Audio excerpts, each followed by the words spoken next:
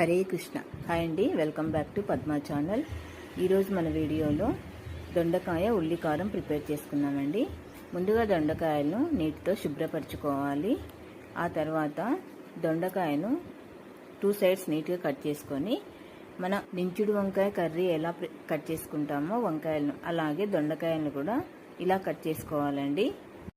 దొండకాయలో ఉండే B vitamin నాడీ వ్యవస్థను రక్షిస్తుందండి. దగ్గు వల్ల బాధపడేవారు, ఆకలి లేకపోవడం వంటి వాటితో బాధపడేవారు దొండకాయ తినడం చాలా మంచిదండి. ఇందులో ఉండే ఫైబర్ జీర్ణశక్తికి సహాయపడుతుంది. ఇందులో క్యాలరీలు తక్కువగా ఉంటాయి కాబట్టి మన వెయిట్ కంట్రోల్కి సహాయపడుతుందండి. దొండకాయలో విటమిన్లు, ఖనిజాలు అధికంగా ఉంటాయండి. ఒక ప్యాన్ పెట్టుకొని గ్యాస్ ఆన్ చేసి ఆయిల్ వేసుకోవాలండి.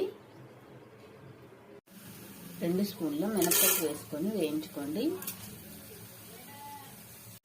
ఇందులోనే ఆనియన్ వేసి వేయించుకోండి.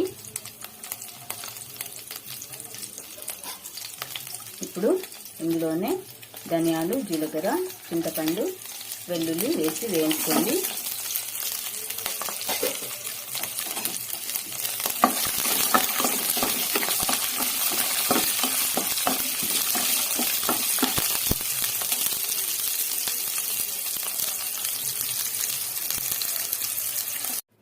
వేగినాక అవన్నీ పక్కకు తీసి పెట్టుకొని అదే ప్యాన్లో 2 స్పూన్లు ఆయిల్ వేసుకోండి. మనం కట్ చేసిన దొండకాయలు వేసి ఫ్రై చేసుకోవాలండి. ఇందులోనే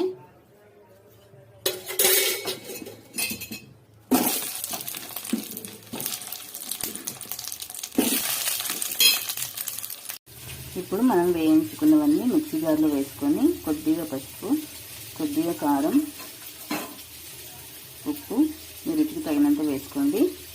ఇందులోనే కొత్తిమీర వేసి అల్లం, వెల్లుల్లి వేసి మిక్స్ పట్టుకోండి. చూసారా, ఇలా బ్రౌన్ కలర్ వచ్చే వరకు మంట మీడియం ఫ్లేమ్లో పెట్టి వేయించుకోండి. ఇప్పుడు మనం మిక్సీ చేసుకున్న పేస్ట్ వేసుకుందాం. ఇదంతా వేసి బాగా కలుపుకోండి.